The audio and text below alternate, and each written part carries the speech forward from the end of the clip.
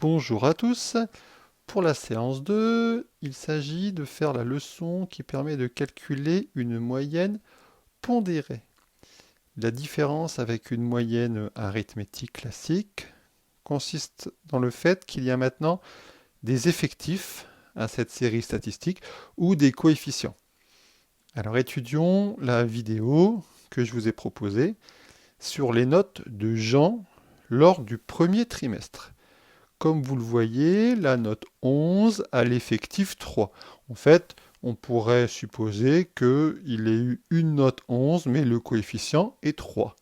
Ou alors qu'il a eu 3 fois la note 11, ce qui revient exactement au même. On doit donc calculer une moyenne pondérée. Cela se fait en deux étapes. Il faut d'abord calculer la somme des produits. En fait, cela correspond à la somme des notes en considérant leur effectif. Ici, il s'agit donc de calculer 11 fois 3 plus 12 fois 2 plus 15 fois 4. Lorsqu'on fait cela, on calcule en fait la somme des notes coefficientées. On obtient donc la valeur ici donc de 117. Ça, c'est la somme des produits. Comme toute moyenne, il faut calculer l'effectif total. L'effectif total ici est donc de 3 plus 2 plus 4, qui est 9. Le principe de la moyenne ne change pas. C'est donc une somme de valeurs divisée par un effectif total. On a ici 117 divisé par 9, ce qui fait 13. La moyenne pondérée ici est donc de 13. Une fois que vous avez compris cela, vous allez pouvoir faire les exercices de la fiche 6 de votre cahier e-parcours. Regardons ensemble le premier exercice.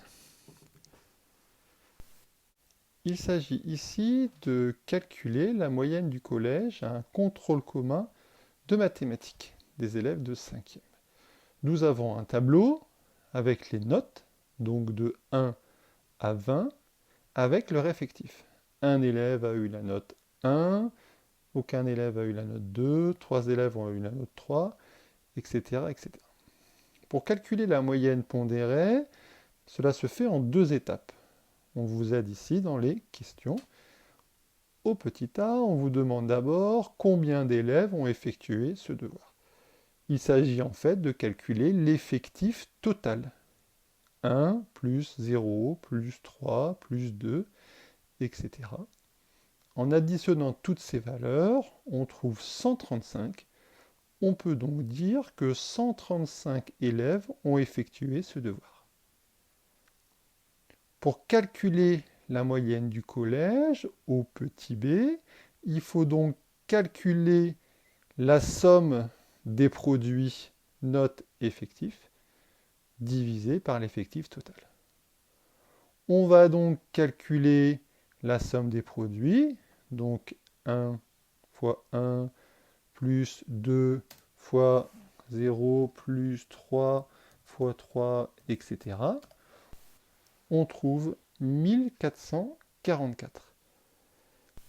La moyenne du collège est donc égale à 1444 divisé par 135, ce qui fait environ 10,7 si on arrondit au dixième.